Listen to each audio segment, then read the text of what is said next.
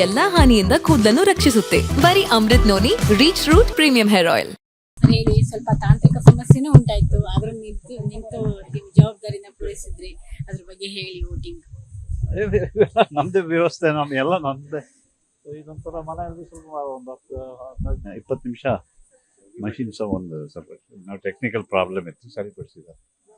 All in the game. Sir, ನೀವು ಕುಟುಂಬ ಸಮೇತರಾಗಿ ಬಂದಿದ್ರಿ. ಈ ಸಲದ ವೋಟ್ ಅನ್ನ ಅಬ್ಸರ್ವ್ ಮಾಡಿದ್ರೆ ಯೂತ್ಸ್ ಕಮ್ಮಿ ಆಗಿದೆ ವೋಟಿಂಗ್. ಅಲ್ಲ, ಪ್ರತಿ ಸಲ ಏನಾಗ್ತಿದೆ ನಾನು ಇನ್ನು ಹೇಳ್ತೀನಿ. ಪ್ರತಿ ಸಲ ಇದೇ ಆಗಿದೆ. ಕಳೆದ 4-5 ಚುನಾವಣೆಗಳು ಇದನ್ನು ಕೇಳ್ತೀನಿ. ಈಗ ನೀವು ಅವ್ರು ಮರ್ತು ಬಿಡಿ, ಯಾರು ಬಂದಿದ್ದಾರೆ ಅವರನ್ನು ವಿಚಾರಿಸ್ಕೊಳ್ಳಿ. ಯಾರು ಬರಲಿಲ್ಲ ಅಲ್ಲ ಬರೋದಿಲ್ಲ ಅವರು, ಯಾರು ಬರೋದಿಲ್ಲ, ಯಾರು ಬರ್ತಾರೆ 2 o'clock ಅದು ಪ್ರಶ್ನೆ ಇಲ್ಲ.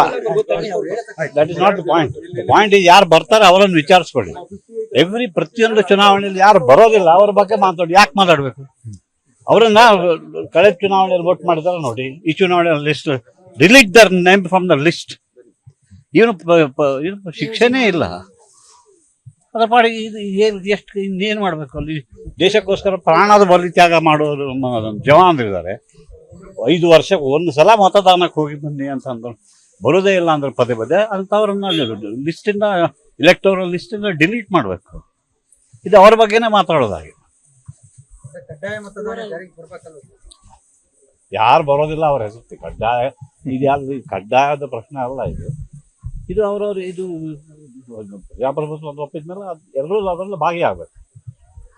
ಪದೇ ಅದೇ ಆದಾಗ ನಾವು ಬಂದಾಗಲೆಲ್ಲ ಯಾರು ಬಂದಿಲ್ಲ ಅವ್ರ ಬಗ್ಗೆನೇ ಮಾತಾಡೋದಾಗಿದೆ. ಯಾರು ಬಂದಿದ್ದಾರೆ ಅವ್ರ ಬಗ್ಗೆ ಮಾತಾಡೋದು.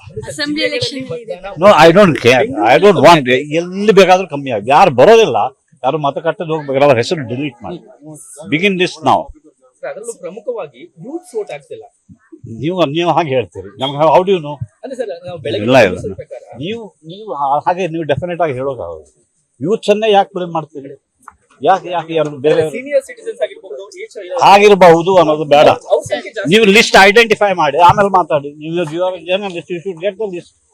ಕಳೆದ ಸಲ ಯಾರು ಹಾಕಿರಿ, ಏಜ್ ಗ್ರೂಪ್ ನೋಡಿ, ಈ ಸಲ ಯಾರು ಬಂದಿಲ್ಲ ಏಜ್ ಗ್ರೂಪ್ ನೋಡಿ, ಡಿಲೀಟ್ ದರ್ ನೇಮ್ಸ್. ಆಮೇಲೆ ಯೂತ್ ಅಂತ ಹೇಳಿ ಪ್ರತಿ ಸಲ ಯೂತಿಗೆ may be youths are voting.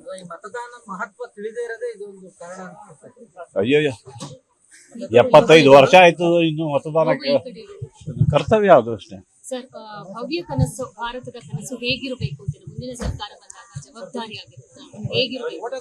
ಅದೆಲ್ಲೋ ಅವ್ರ ಜವಾಬ್ದಾರಿಯಲ್ಲೇ ಮಾಡ್ತೀನಿ ಅಂತ ಎಲ್ಲ ಹೇಳ್ತೀವಿ. ಸೊ ನೋಡುವ ಹೇಗೆ ಅದು ಮುಂದಿನ. ನನ್ನ ಜೀವನದಲ್ಲಿ ನಾನು ಮಾತ್ರವಲ್ಲ, ನನ್ನ ಕೂದಲು ಕೂಡ ಆಗಿರ್ಬೇಕು ಸ್ಟ್ರಾಂಗ್ ಅಂಡ್ ಸ್ಟೈಲಿಶ್. ಬರೀ Amrit noni rich root premium hair oil ನೊಂದಿಗೆ. Rich root premium hair oil 10 ವರ್ಷ 5 ವರ್ಷ 10 ವರ್ಷ ಅಂದ್ರೆ 3650 ದಿವಸ, ಅದನ್ನ ಅರ್ಧ 5 ವರ್ಷ ನೋಡುವ ಹೇಗೆ ಮುಂದೆ ಅಂತ. ಇದೊಂದು ಒಂಥರ ನಾವು ಚಾನ್ಸ್ ತಗೋತೀವಲ್ವಾ, ಅದರಲ್ಲಿ ಮತದಾರರು ಚಾನ್ಸ್. ಅದಕ್ಕೆ ಬಹುಶಃ ಏನೋ ಬೇಸರ ಇರ್ಬೋದು, ಅದಕ್ಕೆ ಬಾರದಿರ್ಬೋದು, ನಿಷ್ಕಾರಣವಾಗಿ ಅಲ್ಲದೆ ಇರ್ಬೋದು. ಸೊ ಅದು ಅವರಿಗೂ ದಿನೇ ಗುಡ್ ರೀಸನ್ ಯಾಕೆ ನಾವು ಮತ ಹೋಗುದಿಲ್ಲ. ಸರ್, ಈಗ ಮತದಾನಕ್ಕೆ ಇನ್ನೂ ಒಂದು 3 ಗಂಟೆ ಟೈಮ್ ಇದೆ. ಮತದಾನ ಮಾಡದೇ ಇರಲ್ಲ ಸಂದೇಶ ಕೊಡ್ತಾರೆ. ಹೌದು, ಅಟ್ ದ ಸೇಮ್ ಟೈಮ್ ಈಗ ಅನೇಕ ಸಲ ಕೆಲವು ಕಡೆ ಅನೇಕ ಕಡೆ ಹೇಳಿ ಬರ್ತದೆ, ನಾವು ಏನಾದ್ರು ಹೇಳಿದ್ದು ಮತಕ್ಕೆ ಹೋಗಿ ಮತದಾನಕ್ಕೆ ಹೋಗಿ ಅಂತ. ಅವ್ರು ಅಲ್ರೇ ಕಳೆದ 5 ವರ್ಷದಿಂದ 10 ವರ್ಷದಿಂದ ಯಾರಿಗೋಸ್ಕರ ಮತ ಹಾಕಿದ್ರು, ಅವ್ರು ಬರಲೇ ಇಲ್ಲ.